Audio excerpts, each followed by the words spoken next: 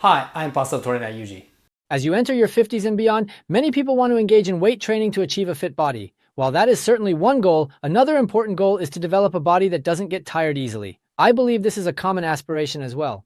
There are individual differences in this regard. Some people are naturally more powerful and less prone to fatigue. However, if we don't think of ourselves as the same and focus on a few key points that I will mention, I believe it is possible to build a body that is less susceptible to tiredness even after turning 50. I would like to outline 5 of those points. One of the secrets to not being overly fatigued as a middle-aged person is increasing muscle strength. When you engage in weight training, your muscle strength improves. Generally, this improvement is often perceived in terms of lifting heavier weights, such as bench pressing or doing heavier arm curls. However, muscle strength is not solely about whether you can lift weights or not. Of course, it does increase, but boasting about that isn't particularly meaningful, and it's not the main issue. The benefit of increasing muscle strength is that it enhances your own body. It becomes completely possible. Lifting a barbell might feel lighter if you have a good grip, but you will be able to feel lighter in your own body. Increasing muscle strength means enhancing the overall muscle strength of your body, which includes exercises like squats, back lunges, Bulgarian squats, or deadlifts. These are movements that involve squatting and standing up. While doing these exercises, you will also engage your legs as well as your core. When you lift your body straight up with strength, it feels incredibly light.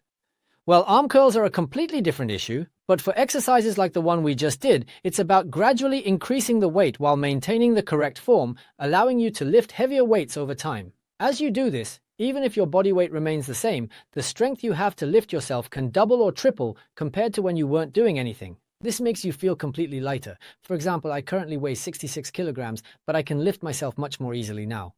When watching a DVD, it's not like I'm lifting extremely heavy weights, but for squats, I can manage about 90 to 100 kilograms for around 10 repetitions.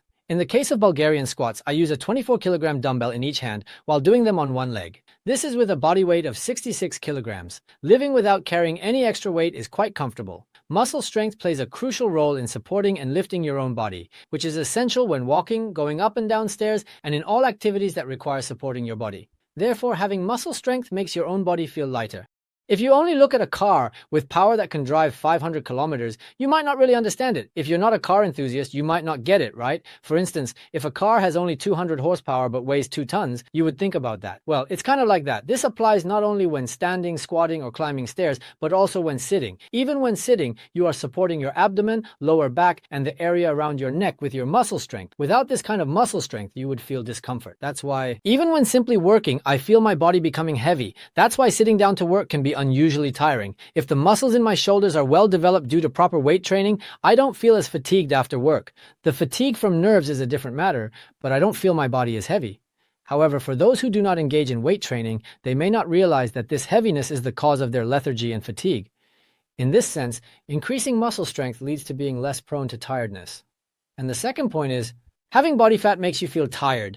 This is essentially the same point we've been discussing. Even with the same muscle strength, having body fat affects how you feel. When you have muscle and it's heavy, your muscle strength naturally corresponds to that muscle mass. So, having muscle and being heavy is not a problem. But when it comes to body fat, it doesn't contribute to muscle strength at all. It's just extra weight hanging on you, which obviously makes your overall body weight heavier. Therefore, even if the body fat is around your stomach, it pulls you down even more, making you feel even more fatigued, especially when walking.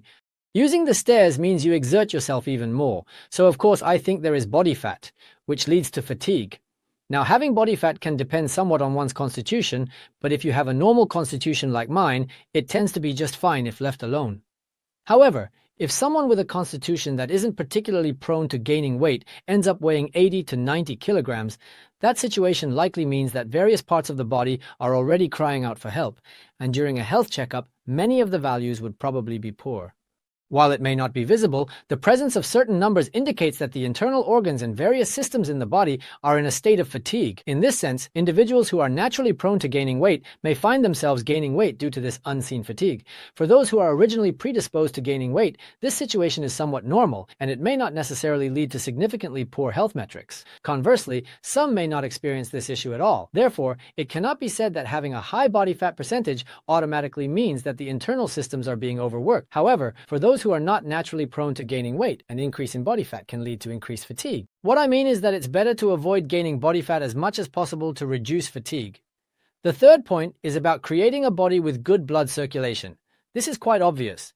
If blood circulation is good, it means that waste products can be transported and expelled quickly, and new oxygen and nutrients can be delivered to every part of the body.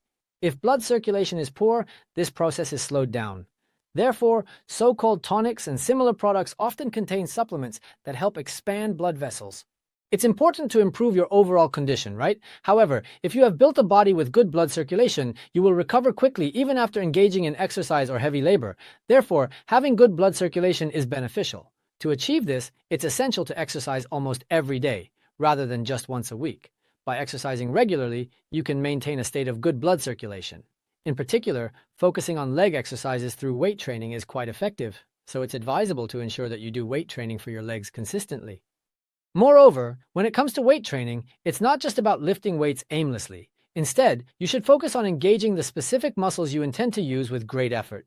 During the time those muscles are contracted, the blood vessels are constricted. The moment you relax, they suddenly relax, allowing blood to flow in rapidly, resulting in what is commonly referred to as a pump-up effect. For example, in the dumbbell press, it's not just about using your arms. You should be effectively engaging your pectoral muscles. By performing a well-executed dumbbell press, you can effectively target the pectoral muscles. Aren't you going to get involved? If you do it poorly, you won't see much progress.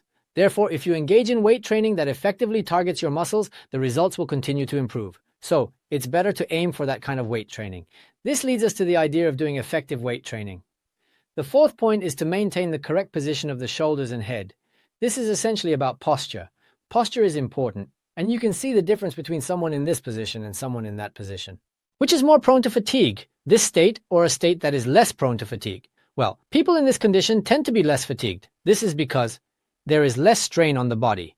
Since there is no strain on the muscles, this state allows the individual to feel more at ease. However, there is still a significant burden here. There is indeed a considerable load. This also indicates that they are fatigued. Living in this condition, such as climbing stairs as I mentioned earlier, is an enormous burden. This is because the body is not being used effectively, and this is in a straightened state. Are the ankles visible?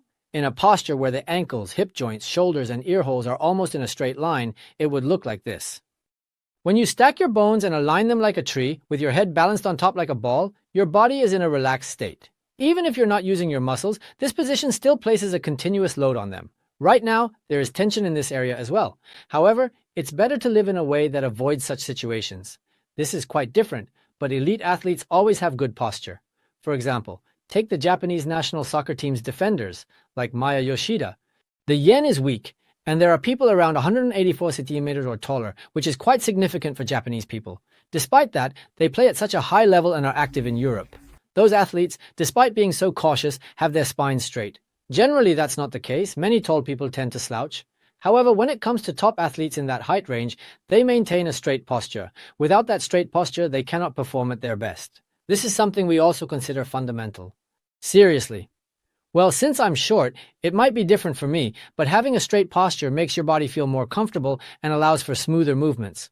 This means you get tired less easily, so posture is really important, not just for appearance, but also because it affects how easily you get fatigued. It's better to maintain a posture that keeps a straight line. And the fifth point is about a diet that doesn't lead to fatigue.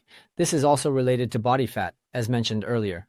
If your diet is poor, for example, if it has an excessively high calorie count, a lot of fat, or a very high salt content, naturally the organs bear a burden. When more substances are ingested than what the human body should ideally handle for good health, it creates a significant strain, which in itself leads to fatigue.